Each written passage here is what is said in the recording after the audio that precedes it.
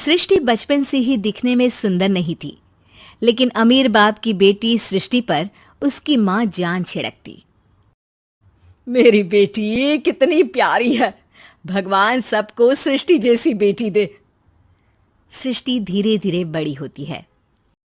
एक दिन सृष्टि की सहेली कहती है, तू दिखने में कितनी अजीब सी है, लेकिन मैं जानती हूँ हम सब में सबसे अच्छी शादी तो तेरी ही होगी।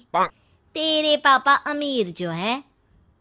और बता नहीं सकते यार, दहेज तो हर कोई देता है, ये क्या ज्यादा ले जाएगी अपने पति के लिए? अरे बड़े शहर में कोठी है इसके पापा की। अरे पापा की है ना, कौन सी इसकी है? इसकी होती तब तो कोई भी लड़का इससे शादी कर लेता। अरे पापा की मतलब पापा की है तो मेरी ही है ना? किसने कहा? अब तेरी तो तब होगी ना जब तेरा भाई ना हो। वैसे भी शादी के बाद सारी प्रॉपर्टी भाई के नाम होती है। सृष्टि समझ जाती है कि उसे किसी भी हालत में माँ बाप की सारी प्रॉपर्टी को अपने नाम करना है, लेकिन कैसे? एक दिन सृष्टि का भाई शीनू कहता है, बहन क्या कर रही है? तुझसे एक बात करनी है। अरे हाँ हाँ करना, मैं तो तेरी बहन हूँ। बहन मेरी लाइफ में ना एक लड़की है, बहुत अच्छी है। मैं सोच रहा हूँ माँ और पापा से बात करूँ शादी के लिए। सृष्टि को समझ में आ जाता है कि भाई की शादी होते ही भाभी उसे एक दिन भी घर में बर्दाश्त नहीं करेगी। क्या बात है भाई, बताना कौन है वो? यार वो बहुत अच्छी लड़की है, पढ़ी लिखी है, मेरे साथ जॉब भी करती है। बस एक प्रॉब्लम है। प्रॉब्लम? क्या प्रॉब्लम है भाई? यार वो शादीशुदा है, लेकिन उसके पति ने उसे सिर्फ इसलिए छोड़ दिया क्योंकि उसके माँ बाप दहेज नहीं दे पाए। सृष्टि ये सुनकर न जाने क्यों खुश हो जाती है। अरे भाई तो क्या हुआ, लड़की तुझे तो पसंद है ना? शीनू को लगता है कि बहन उसे समझ रही है। वो इस बात से अनजान होता है कि उसकी बहन की मंशा पूरा घर हड़पने की है। सृष्टि अपनी माँ से कहती है, मम्मी मुझे तो बहुत चिंता है। पता है शीनू क्या कर रहा है? अरे क्या कर रहा है? वो तो काम पर जाता है और वापस घर आता है। नहीं ना माँ, वो यही तो नहीं कर रहा, बाकी सब कर रहा है। आपको पता है उससे प्यार है, और वो भी एक शादीशुदा लड़की से। हैं? ये क्या हो गया?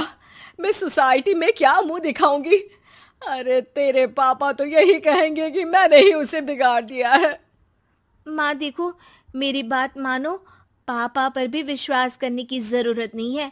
अब आप ही बताओ, पापा इतनी देर घर के बाहर रहते हैं क्यों? बोलो। अरे बेटा वो तो नौकरी करते हैं ना।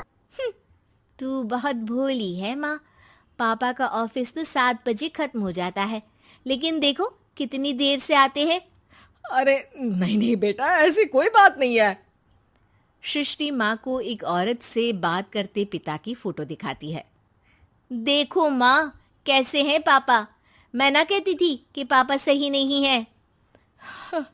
मैं तेरे पापा से बात करूंगी, दे फोटो मुझे। ओ माँ, वो तो डिलीट हो गई।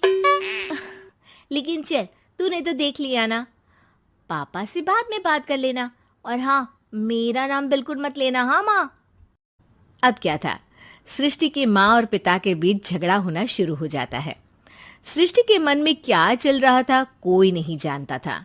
एक दिन, माँ सृष्टि के लिए एक लड़का देखा है, वो लोग शाम को उसे देखने आने वाले हैं। और हाँ माँ, एक खुशखबरी, मैं और पापा मिलकर एक नया बिजनेस ट्राई कर रहे हैं। शाम को लड़का आता है, सांवले रंग का। सृष्टि को तो बिल्कुल भी पसंद नहीं आता। लड़की की माँ कहती है, लड़की का चेहरा तो कोई खास नहीं, लेकिन अगर मेरे बेटे को आप लोग सेटल कर दें तो मैं उसकी शादी आपकी बेटी से करवा दूं। सृष्टि को लड़का बिल्कुल पसंद नहीं था।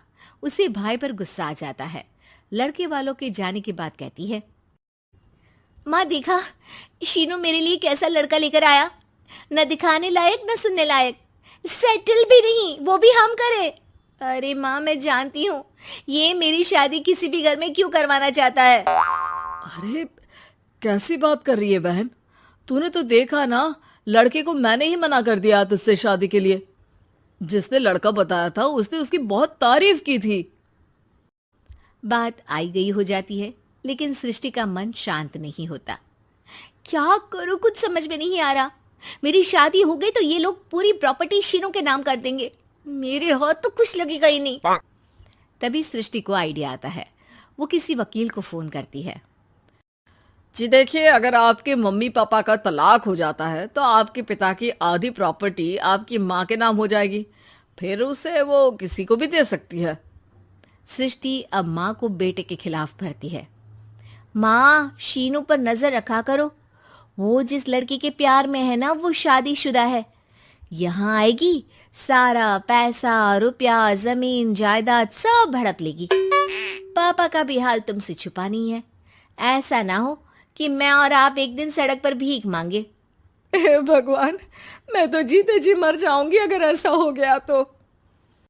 ऐसा हो गया नहीं माँ, ऐसा ही होगा। अभी समय है, आगे का सोच लो। मैं तो कहती हूँ पापा से आधी प्रॉपर्टी लेकर अलग हो जाओ। पापा की आधी प्रॉपर्टी भी हम लोगों को अगर मिल जाती है ना तो अगले 7 जन्म सफल समझो।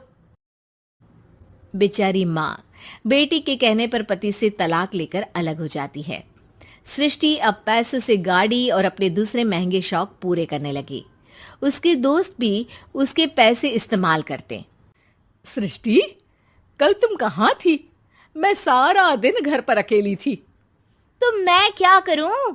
मैंने ठेका तो नहीं लिया है ना तुम्हें संभालने का। माँ को सृष्टि से ये उम्मीद नहीं थी। वो बैठकर रोने लगती है। वहीं उसका पति यानी कि सृष्टि के पिता आ जाते हैं। मैं जानता था कि तुम्हारा यही हाल होगा, तो आपने मुझे रोका क्यों नहीं? मैं रोकता तो तुम रुकती क्या? सृष्टि के कहने पर तुमने मुझ पर अपने बेटे पर शक किया, लेकिन तुम ये भूल गई कि कैसे हम दोनों ने मिलकर जीवन में इतना सब खड़ा किया। माँ पति के गले लग जाती है। मुझे माफ कर दीजिए, मैंने आपकी कमाई का एक बड़ा हिस्सा गवा दिया। कोई बात नहीं, तुम साथ हो तो मैं ऐसी 7 प्रॉपर्टी खड़ी कर दूंगा। तभी वहां सृष्टि आ जाती है रोते हुए। माँ, मयंक ने मुझे छोड़ दिया। वो बोल रहा था जब तक मेरे पास पैसे थे तब तक ही वो मेरे साथ था। पापा, माँ, मुझे माफ कर दीजिए।